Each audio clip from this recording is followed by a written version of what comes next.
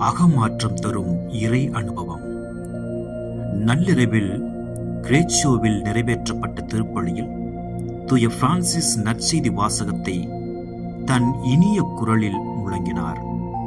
அவரது குரல் அங்கு இருந்தவர்களின் உள்ளத்தில் விண்ணக ஆவல் கொள்ளச் செய்வதாகவும், அழுத்தமானதாகவும், இனிமையானதாகவும், தெளிவானதாகவும் இருந்தது. குடிலில் பிறந்திருந்த கிறிஸ்து இயேசுவை குறிப்பிடும் போதெல்லாம் தூய பிரான்சிஸ் பெத்லஹேம் மழலையே என்று பாசம் ததும்ப உச்சரித்தார். பெத்லஹேம் என்று உரைக்கும் போதெல்லாம் ஒரு ஆட்டுக்குட்டி கத்துவது போல் கத்தினதோடு, இயேசு என்று உச்சரிக்கும் போது தேனை சுவைப்பது போல் தன் உதட்டை சுவைக்கலானார். செலானோ முதல் நூல் 84-85. இன்றைய சிந்தனை. கிறிஸ்து பிறப்பு விழா பல நல்ல உணர்வுகளை நமக்கு தருவதாக உள்ளது.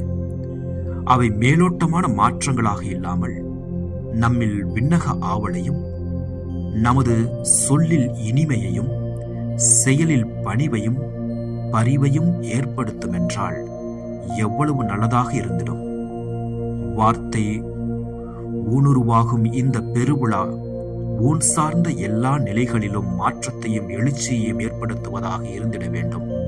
சிறப்பாக நமது வாழ்வு சுவை மிக்கதாகவும், நமது கணிப்புகள் ரசிக்கத்தக்கதாகவும் மாறிட வேண்டும்.